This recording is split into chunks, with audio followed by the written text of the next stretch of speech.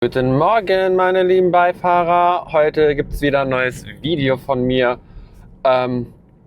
Genau, und da habe ich mir heute was Neues mal gedacht. Nicht was Neues gedacht, aber ich würde heute gerne mal über Supervised FSD in Deutschland und Europa sprechen. Und ich bin da ja in so diversen Foren so mit drinne und lese da ja immer ganz fleißig. Und da wollte ich einfach mal mit euch heute so ein bisschen zu sprechen, ne? Euch so grob erzählen, weil im Endeffekt manifestieren sich so 3 Meinungen, finde ich, tatsächlich zu dem Thema. Das finde ich doch so sehr spannend, weil für mich ist es klar und so gut wie eindeutig, was ich erwarte oder was ich zumindest denke sinnvoll wäre. Aber ich finde es halt so krass durch die Anzahl der Menschen, die halt mitdiskutieren zu einem Thema, was ja eigentlich halt durch Regulatorien bestimmt werden soll, wie es da halt schon so viele Meinungen geben kann. Und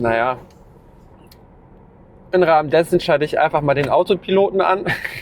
Also, das ist ja nicht das FSD, was wir haben, sondern ich habe ja diesen Standard-Autopiloten, das wisst ihr ja mittlerweile. Und wir lassen den jetzt einfach mal durchfahren. Ich stelle den auch so weit ein, dass er halt immer auf das aktuelle Geschwindigkeitslimit gehen darf. Bedeutet, ich fahre hier raus, er wird wieder beschleunigen auf 100 oder weiß ich nicht was.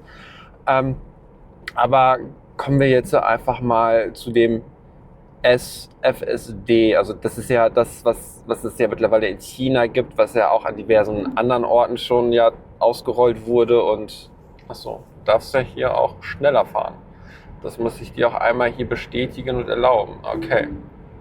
Weil wie ursprünglich schon erwähnt, ich habe das Gefühl, es gibt so 3 Meinungen, die sich manifestieren, und meine Meinung, also das wäre dann die 4., ist halt so tendenziell, ich verstehe halt nicht, weshalb man das, was die halt in den Staaten etc. pp. So weit halt haben, also die nutzen ja das FSD, was dagegen spricht, das halt die auszurollen.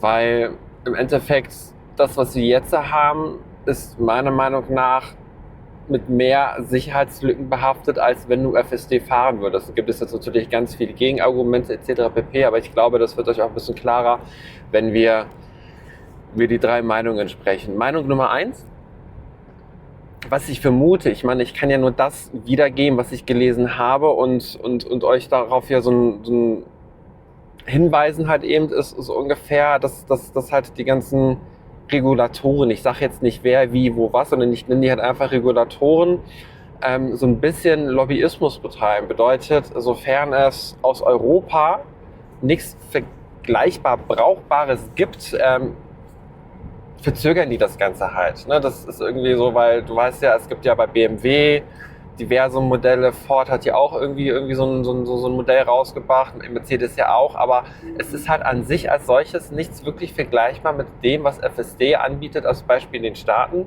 oder wie zum Beispiel Waymo. Ne? Bei Waymo ist es ja sowieso ganz krass, es ist ja ein ganz anderes Modell eigentlich als solches, ne, weil die halt mit wesentlich mehr Hardware auskommen müssen und auch mit vorkartierten Karten in HD-Qualität oder weiß ich halt eben nicht, was alles noch da quasi Bestandteil sein muss.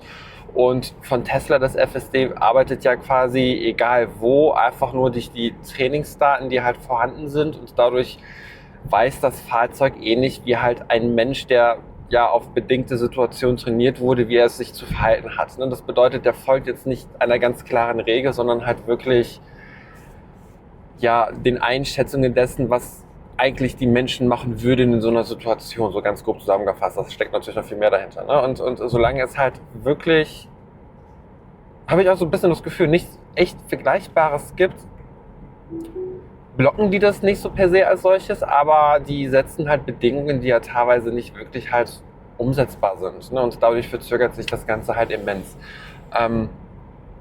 Also ich weiß nicht, Punkt 1, Lobbyarbeit, wir bringen quasi die eigenen Hersteller erstmal dazu, etwas Vergleichbares aufzubauen, ehe wir halt wirklich komplett in die FSD-Routine allgemein in der EU oder in Deutschland halt eingehen. Keine Ahnung, ob das richtig oder falsch ist, weil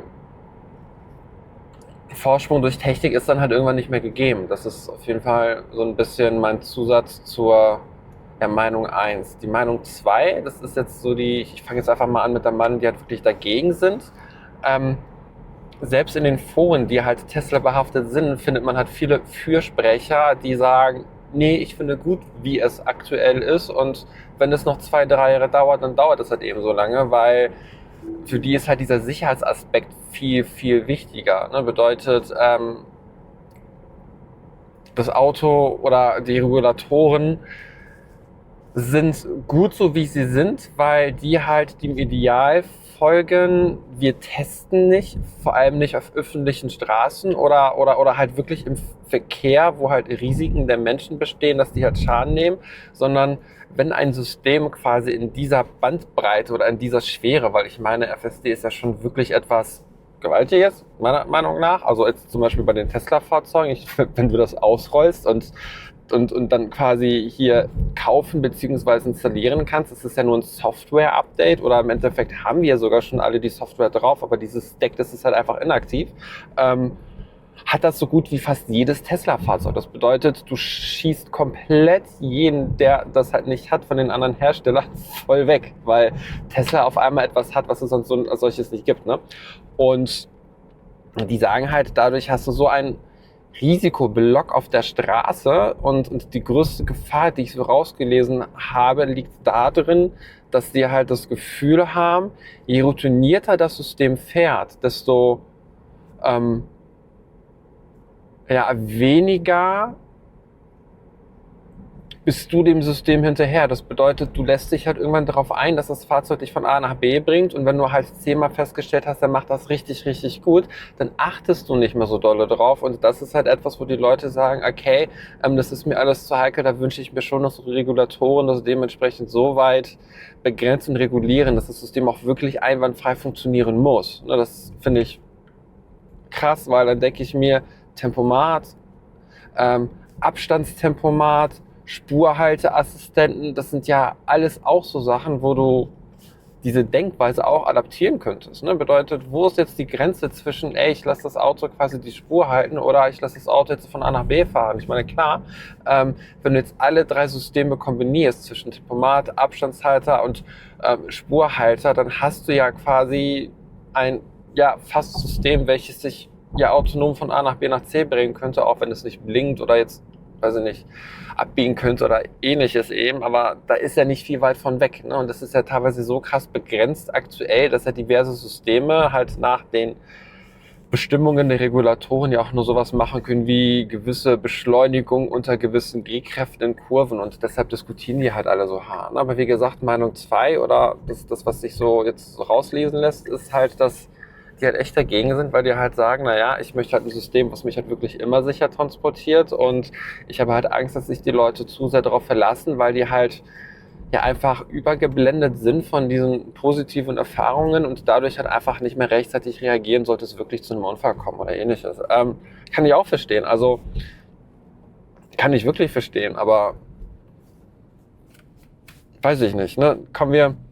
Kommen wir zu Punkt 3 und da werde ich dann noch so den meisten Input zu geben, weil ich da halt sehr so besten auch die ganzen anderen Punkte so mit verargumentieren kann, ist quasi, wir wollen es haben, ne? So früh es geht und die Menschen verstehen halt einfach nicht, warum es halt nicht gemacht wird, ne? Und da zähle ich mich jetzt auch so zu, obwohl ich auch so die anderen Meinungen verstehen kann, ne? Weil ich meine, im Endeffekt, man hat jetzt zum Beispiel auch so bei Punkt 1 oder bei der ersten Meinung auch so, habe ich ja schon so ein bisschen angedeutet, ne? Wenn wir das halt verpennen irgendwie, dann Vorsprung durch Technik ist halt irgendwann weg, ne? Ich meine, Tesla ist gar nicht EU oder Deutschland oder so, ne? Ich meine, die sitzen in Texas, die haben hier ein Werk in Berlin, okay, alles schön und gut, ne? Aber Vorsprung durch Technik, wenn wir so ein System hier zulassen, dann bedeutet das ja nicht, dass wir diesen Vorsprung wirklich jetzt geschafft haben. Das ist ja immer nur noch quasi ein Erfolg eines fremden Landes, die dann halt innerhalb Deutschlands oder der EU tätig sind und halt wirklich zum Risiko für die anderen Automobilhersteller werden. Ne? Also ich kann es schon verstehen, dass man das halt möchte. Ich möchte es ja auch, aber Vorsprung durch Technik sehe ich halt bei unseren Herstellern sowieso halt nicht. Ne? Ich könnte mir auch schwer vorstellen, dass wenn Tesla so ein System jetzt hier zulässt, dass die anderen auf einmal so krass nachziehen. Ne? Irgendwie, weil die stecken ja gar nicht, glaube ich, vielleicht ja doch, das müsst ihr erzählen, nicht so tief in dieser Entwicklung halt drinne wie Tesla. Ne? Ich weiß natürlich, Mercedes, die machen alles andere und versuchen das auch umzusetzen, aber die haben halt nicht so ein vollumfängliches Paket wie Tesla jetzt. Ne? Und was mich also am meisten stört ist, die lassen halt zu, durch die Art und Weise, wie aktuell bestimmt wird, dass schlechte Systeme, die wirklich Gefahr verursachen, weiter genutzt werden, statt ein System zu haben, was vielleicht auch noch nicht optimal ist. Da möchte ich mich gar nicht so weit aus dem Fenster lehnen, aber definitiv besser als das, was wir jetzt haben. Ich meine, ihr hattet ja schon von ein paar Videos von mir, das Ganze ja bestimmt schon so ein bisschen verfolgt. Was ist jetzt hier los? Ich will doch nur meine Bahn erwischen, Alter. Meine Güte. Auf jeden Fall, ja, die lassen halt zu, dass unsichere Systeme weiter genutzt werden. Und ich fahre mal ein bisschen zurück. Weiter genutzt werden, statt einfach zu sagen, ja, wir gehen den Schritt mit FSD und wagen uns halt in die Zone und versuchen dadurch halt einfach die Unfälle zu reduzieren, weil du hast halt viele Autofahrer, die Beginner sind, viele Autofahrer, die halt einfach keinen Respekt vor der Kraft der Fahrzeuge haben, viele Autofahrer, die Sekundenschlaf haben, denen es gerade nicht gut ist, die krank sind, die Schmerzen haben, die unter Betäubungsmittel stehen, sei es Alkohol, eine andere Art von Drogen oder halt auch einfach Medikamente und Medizin, sei es ältere Menschen etc. pp. Also da fallen mir so viele Beispiele ein, wo man echt sagen könnte, da wäre so ein System, wie Tesla das anbietet, wirklich ein Mehrwert, weil du halt die allgemeinen Risiken der ganzen Teilnehmer halt einfach krass beschränkst.